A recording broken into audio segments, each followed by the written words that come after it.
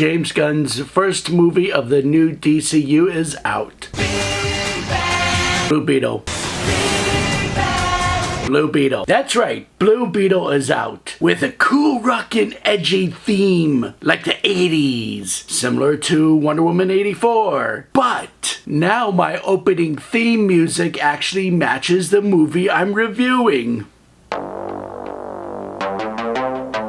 Oh, I love you, retro music. It's an interesting film. It's also fun. But of course, this is coming from a guy that only knows Blue Beetle as far as the name goes. I don't really know too much of the backstory. My first introduction of Blue Beetle was through Batman Brave and the Bold. Also in that episode of Smallville, which that episode of Smallville was pretty good because it also introduced Booster Gold. That I know Booster Gold and Blue Beetle are supposed to be pals in DC. And they compared Blue Beetle in this movie to Iron Man. And you know what? Maybe, but you could say that about anyone that gets a suit. Although in that same said episode of Smallville, they really did treat Blue Beetle as Iron Man. But that's more because the movie Iron Man just came out, and Smallville was always good at copying trends at the time. But I digress. It was a fun film. The actors put all their energy into it. And what I like about this film is that it kind of gives us that Latin culture. Like, you really do get a feel of what a Latin heritage family is like. I mean, it's about a boy named Jaime Reyes, which I always thought was Jamie Reyes. He just graduated from college, and he's back with his family in Pomera City, only to find that the cord industries has rebuilt the city. It's a good story about family and also how far capitalism has gone in order to advance technology. According to Wikipedia, it says that Reyes graduated from Gotham Law University, but I don't remember anywhere in the movie it mentioning that. Or maybe I just didn't pay attention to all the little Easter eggs. The movie stars Zolo, I am so gonna butcher this name, Zolo Mariduena. Correct me, please. He's a very likable actor. I liked his performance. He really goes all out, even when the outfit makes him nude. But don't worry, you don't really get to see anything crazy. You just see him. That's it. Cowards!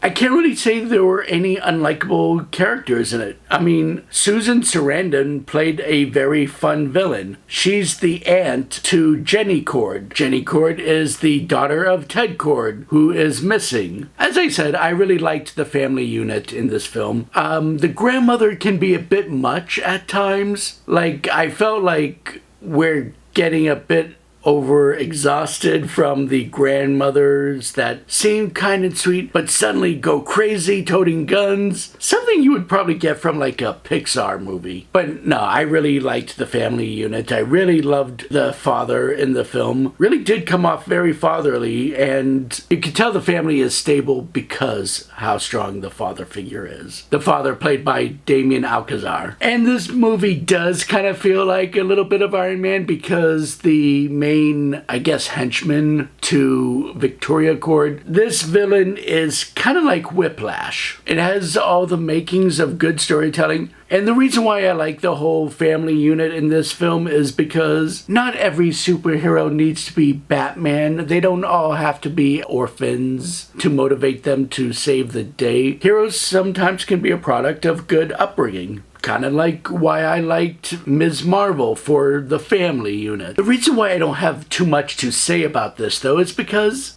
I don't think it really adds anything special to DC in general. Yeah, it's supposed to kick off the new rebooted DCU. If we were to just assume that it's a standalone film, it would work just as well. Or it could also work as a random spin-off of the previous DCEU films. The music is good. George Lopez is funny, being the conspiracy uncle. It's like Batman stuff. Batman's a fascist. But yeah, it's just a typical story about this evil company trying to develop soldiers, weapons, and use it to cover the world. But Jenny Cord does not see it that way because that's not what her father had set up. So she steals this scarab that the industry has found. found. And through some contrived mess, she gives it to Jaime Reyes, who brings it home and becomes Blue Beetle.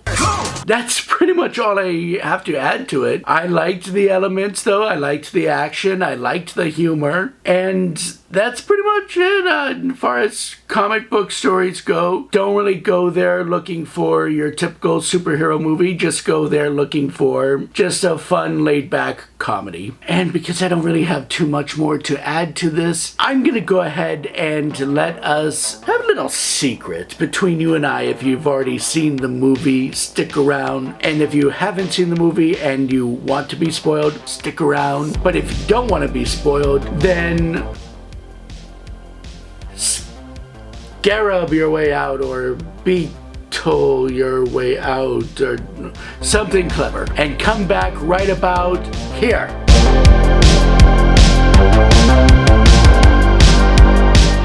Oh, guys, yeah, it's a good movie. It is. A lot of fun. I can't say there were any actors that I didn't care for. Susan Sarandon was, as usual, a rich villainess. She's always been a powerful actor who can pull off good and bad. She's good at manipulation. She's good at bossing people around. She's good at taking advantage of everyone around her, including Carapax, who she found injured and rebuilt as a soldier of war after she used the company to pretty much take down his village. It goes into the whole details of the dangers of capitalism and making Carapax a likable villain as well. One that you can actually have sympathy for. It was really heartbreaking when Jaime Reyes' dad dies. I mean, it's not direct, but, you know, he had a weak heart, and when things happened around him, well, it took him out. That was the part that hurt the most, but I really liked how the grandmother kind of stood in, because she has that background of leading a resistance, apparently. So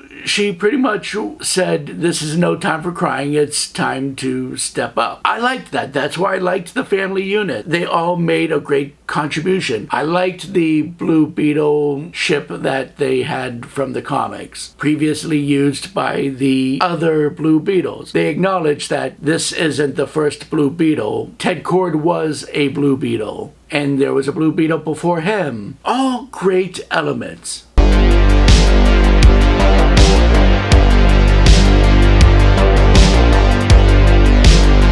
Everyone helps each other out. I liked that Blue Beetle decides not to kill his enemies, but Carapax decides to kill Victoria, Kord, and himself. So there is some kind of retribution justice. It was a good movie. I liked it. The mid-credit scene, all right, cool. We get a hint that Ted Kord is still alive. Can't wait to see how that plays out. And then at the very end, at the end credits, we actually get a little cartoon that is actually real, but it's played in Latin countries. I never heard of it, but people in my audience enjoyed it, so not really worth staying for after the credits. I should be telling this to our non-spoiler friends, huh? So let's invite them back. Tell them to come back in the room right about now.